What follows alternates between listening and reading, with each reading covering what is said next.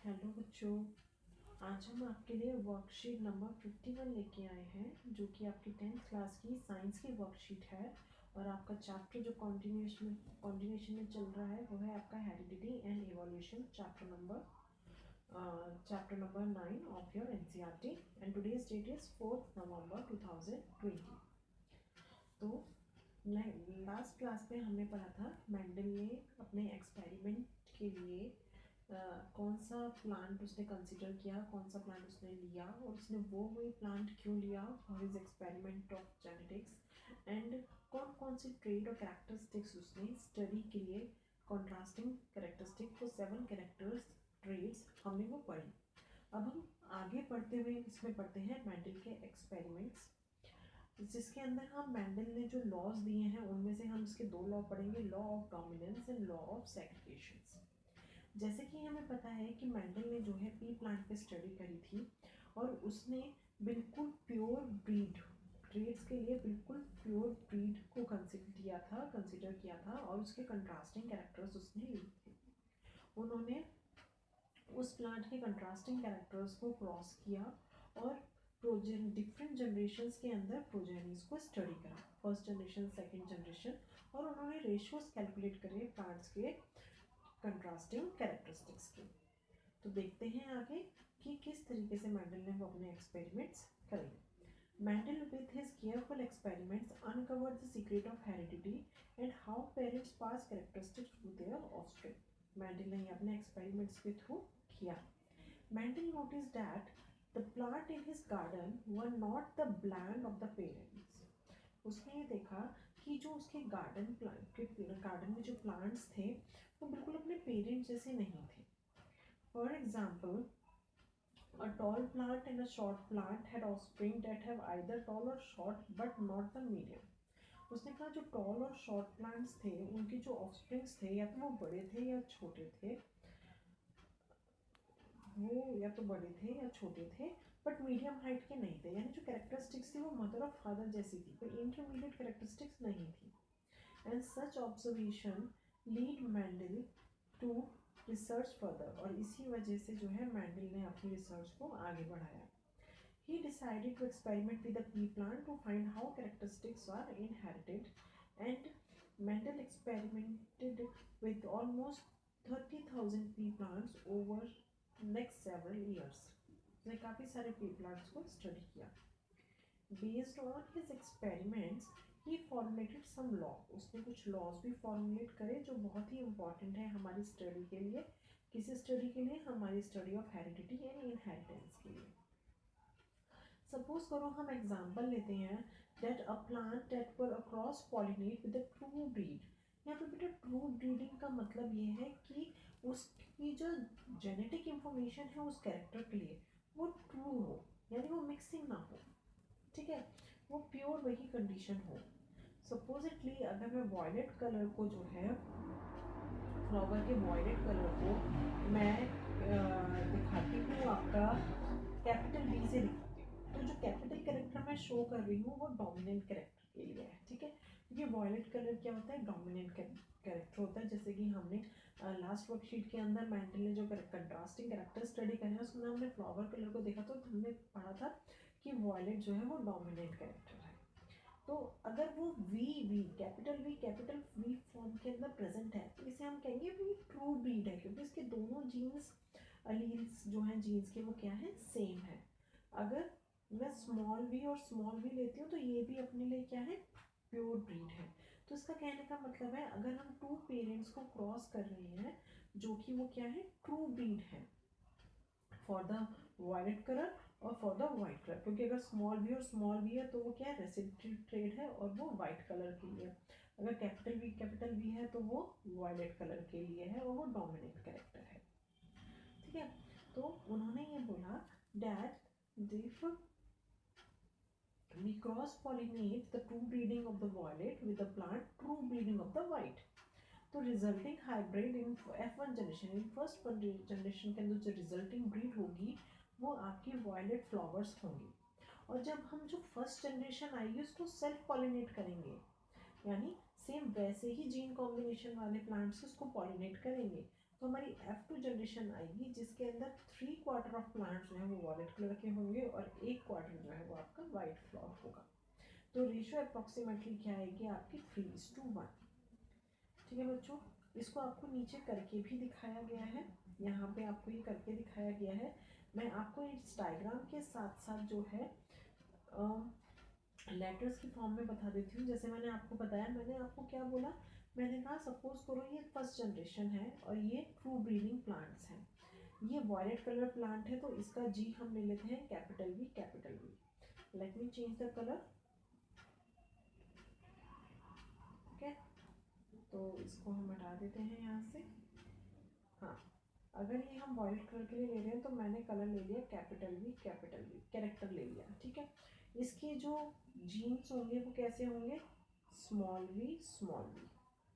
ठीक है, ये स्मॉल वी हो गए। जब ये जीन्स गैमेट्स फॉर्म होंगे, तो जब गैमेट्स फॉर्म होते हैं तो ये अपने 2 अलील में से कोई एक अलील देता है गैमेट फॉर्मेशन के लिए, क्योंकि जो गैमेट्स होते हैं दे आर हैप्लॉइड।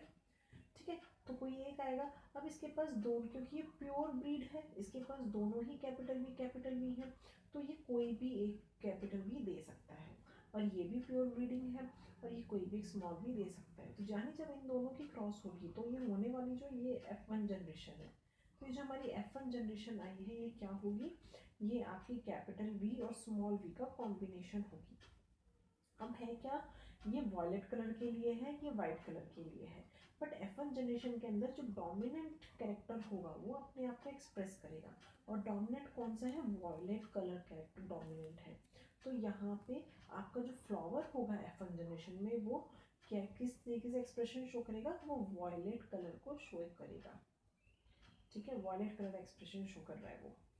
अब हमने क्या बोला कि हम जो F1 जनरेशन होगा उसका सेल्फ क्रॉस करेंगे, यानी बी को ही हम जो है किससे करेंगे, हम बी से ही क्रॉस करेंगे। ठीक है, तो हमने जब इसकी क्रॉस कर दी, सपोज यहाँ पे हमारा क्या आया था, कैपिटल वी स्मॉल वी। ठीक है, ये वी थे, ये आपका स्मॉल वी था। तो इसकी हम क्या कर रहे हैं, सेल्फ क्रॉस कर रहे हैं, यानी सेम यही जेनेटिक हम क्रॉस कर रहे हैं। अब हमारी F2 जनरेशन आएगी। अब जो हमारी F2 जनरेशन आएगी उसमें हमारा क्या होगा, अब हमें क्या पता है, हमें ये पता है कि हमारा ये बेबी है, तो अब तो इसके पास जो अलील्स हैं जीन में वो अलग अलग हैं। तो जो गैमेट फॉर्म होगा वो कैपिटल वी का भी फॉर्म हो सकता है और वो स्मॉल वी का भी फॉर्म हो सकता है। ठीक है, कोई भी हो सकता है। इसी तरीके से इसके भी जो गैमेट्स फॉर्म होंगे वो कैपिटल वी वाले भी हो सकते हैं, स्मॉल वी वाले भी हो सकते हैं। ठीक है बेटा, तो अब क्या होगा, अब गैमेट्स, जो ये गैमेट्स फॉर्म हुए हैं, एक ये गैमेट फॉर्म हुआ, एक ये गैमेट फॉर्म हुआ, एक ये गैमेट हुआ, ये गैमेट, 4 तरीके के गैमेट्स फॉर्म हो सकते हैं। इसके पेरेंट्स के दो, इस पेरेंट्स के दो। अब जब ये गैमेट्स का क्रॉस होगा तो प्रोजेनी कैसी आएगी। ठीक है, हम ये भी देख लेते हैं कि प्रोजेनी कैसी आएगी। देखिए, हम यहाँ देखते हैं कि प्रोजेनी कैसी आएगी। हम देखिए पूरा क्रॉस वाला से, अभी हमने क्या बोला कि हमारी जो F2 जनरेशन आई, F2 जनरेशन हमारी जो है क्या आएगी, किस किस का क्रॉस हो रहा है, हमने F2 जनरेशन निकालने के लिए क्रॉस किसका हो रहा है, आपका कैपिटल वी और स्मॉल वी का, कैपिटल वी और स्मॉल वी का। अब इसमें हमें पता है कि इसके 2 गैमेट्स फॉर्म होंगे। ठीक है, इसके चांसेस, एक है कैपिटल वी गैमेट फॉर्म होगा, एक आपका स्मॉल वी गैमेट फॉर्म हो रहा है। इसके अंदर भी एक कैपिटल वी फॉर्म हो रहा है गैमेट, एक स्मॉल वी फॉर्म हो रहा है। अब दोनों पेरेंट्स के एक गैमेट है, तो देखो क्रॉस इस, अब जब इनके बीच में क्रॉस होनी है तो क्रॉस आपकी इसकी और इसकी भी हो सकती है, तो आपका कैपिटल वी स्मॉल वी बनेगा। क्रॉस आपकी इस वी की इस वाले वी से भी हो सकती है, तो कैपिटल वी और स्मॉल वी बनेगा। ठीक है, और क्रॉस आपके जब हम दूसरा लेंगे तो ये भी इन दोनों के साथ क्रॉस करेगा, तो ये स्मॉल वी इस कैपिटल के साथ भी क्रॉस कर सकता है, तो आपका वी और पी बन जाएगा। और ये स्मॉल वी इस वाले स्मॉल वी के साथ भी क्रॉस कर सकता है, तो स्मॉल वी और स्मॉल वी हमारे पास दोबारा कॉम्बिनेशन आ गया। तो हमारे जो गैमेट्स बन गए हैं वो कौन से बन गए हैं, एक ये वाला, एक ये वाला, ये वाला, और ये हमारी प्रोजेनीज है। तो देखिए, अगर हम फिनोटिपिकली देखें ये दिखने में कैसे होगा, ये वाला मेरा वॉयलेट कलर का होगा फ्लावर, क्योंकि इसके अंदर कैपिटल वी है, इसके अंदर भी कैपिटल वी प्रेजेंट है, तो ये भी मेरे वॉयलेट कलर का होगा फ्लावर। इसके अंदर भी मेरा कैपिटल वी है, तो ये भी मेरे वॉयलेट कलर का फ्लावर होगा। इसके अंदर कोई भी कैपिटल वी नहीं है, तो ये वाइट कलर का फ्लावर होगा। दैट मीन्स आपके कितने फ्लावर वायलेट आए हैं? 3। और कितने फ्लावर वाइट आए हैं? आपके 1। तो यानी रेशो क्या आ गया है आपका? फिनोटिपिक रेशो आ गया 3:1, यानी 3 वायलेट एंड 1 वाइट। और 1 वाइट कब आएगा? जब आपका रेसेसिव अलील जो है वो प्योर फॉर्म में होगा, तभी वाइट एक्सप्रेस करेगा। जहाँ भी आपका डोमिनेंट अलील प्रेजेंट होगा वो आपके रेसेसिव अलील्स के एक्सप्रेशंस को हाइड कर देगा, कॉन्सील कर देगा, छुपा देगा, और सिर्फ अपने ही एक्सप्रेशंस को शो करेगा। ठीक है, तो इसकी रेशो क्या आ गई है? 3:1 आ गई है। ये तो फिनोटिपिक आ गई। फिनोटिपिक डेट मीन्स हमें देखने में ये प्लांट्स, ये फ्लावर्स कैसे लग रहे हैं। अगर हम जीनोटिपिक देखें, यानी ये जीन्स कैसे हैं, तो हम देखेंगे ये जीन्स कैसे हैं, ये अलग अलग लगेंगे। ये देखो आपका क्या है, ये जब आपका आया है, ये आपका कैपिटल वी है, सॉरी बेटा, ठीक है, ये गलती हुई थी लिखने में। तो ये भी आपका वायलेट आया है। तो जब आप जीनोटिपिक रेशियो देखोगे तो देखोगे कैपिटल वी तो एक है, ठीक है, कैपिटल वी और स्मॉल वी, कैपिटल वी और स्मॉल वी, ये दोनों कितने हैं? ये 2 हैं। और स्मॉल वी भी 1 है। तो यानी जीनोटिपिक रेशियो आपकी क्या निकल जाती है इसकी? 1:2:1। ये जीनोटिपिक है, यानी जीन्स कैसे हैं इनके। ठीक है, तो ये 2 तरीके की रेशियो जो है मैंटल के इस मोनोहाइब्रिड क्रॉस के अंदर हमें नजर आती है। मोनोहाइब्रिड यानी जब हम एक ट्रेड या एक कैरेक्टर, एक कंट्रास्टिंग कैरेक्टर को लेकर चलते हैं, तो ये हमारी वो आ जाती है। होप आपको वो क्रॉस समझ में आ गया होगा जो भी आपको समझाया था। उसके बाद हम पढ़ लेते हैं आपका law of dominance. Law of dominance किस बेस पे है? जो अभी हमने क्रॉस करी उसके ऊपर। जैसे कि हमने बात करी थी कि मैंडल ने 2 लॉ दिए थे आपके, law of dominance and law of segregation. अभी हमने जो क्रॉस पढ़ी उसमें हमने पढ़ा कि जब कंट्रास्टिंग कैरेक्टर की क्रॉस हो रही है तो जो डोमिनेंट अलील है वो अपने आप को F1 जनरेशन में एक्सप्रेस कर रहा है। यही हमारा लॉ ऑफ डोमिनेंस कहता है। लॉ ऑफ डोमिनेंस कहता है that in a heterozygote condition, यानी जो हमारी आई थी जब हमारी कैपिटल वी और स्मॉल वी वाली कंडीशन आई थी, ये हेट्रोजाइगस कंडीशन है। हेट्रोजाइगस यानी जिसके अंदर अलील्स डिफरेंट हैं, एक जीन के अंदर 2 अलील्स क्या हैं? डिफरेंट। हेट्रो, अगर कैपिटल वी होता है तो ये कैसे होते हैं? ये होमोजाइगस होते हैं, होमोजाइगोटिक होते हैं, क्योंकि होमो मीन्स एक जैसे हैं।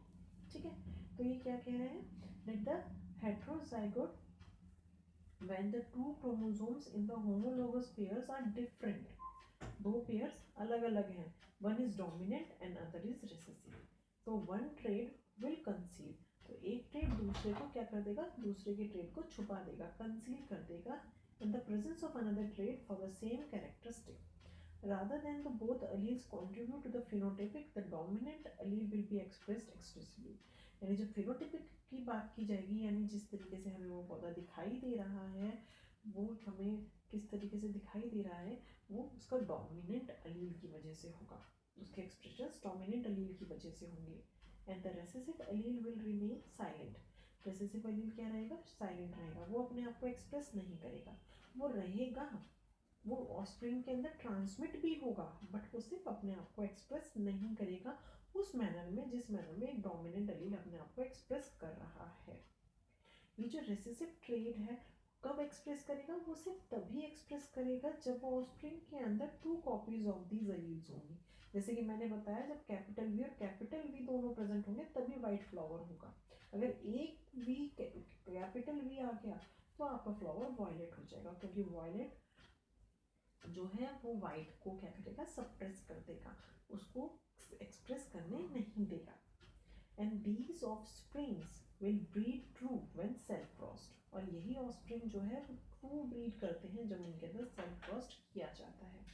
तो डोमिनेंट की बात की गई, तो डोमिनेंट कौन से होते हैं? अब आपको समझ में आ गया होगा, वो ट्रेड्स जो अपने आप को एक्सप्रेस करते हैं during the F1 generation.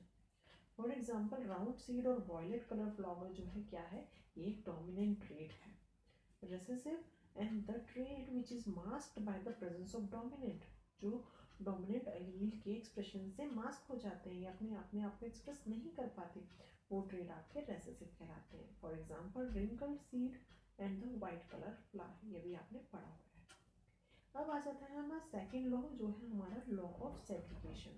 Law of segregation means That the Mendel observed that the trait which are absent in the F1 generation, जो F1 generation में the trait missing था, that means हम recessive trait की बात कर रहे हैं, has reappeared, वो लेकिन reappeared हो जाता है in the F2 generation। और यही लॉ जो है एक्सप्लेन करता है कि जो पेयर है एलील्स के वो सेग्रीगेट हो जाते हैं एक दूसरे से ड्यूरिंग द गैमेट फॉर्मेशन। जैसे कि मैंने आपको बताया जब कैपिटल वी और स्मॉल वी है और इसमें जब गैमेट बनने हैं तो गैमेट या तो वी कैपिटल वी का बनेगा या आपका स्मॉल वी का बनेगा।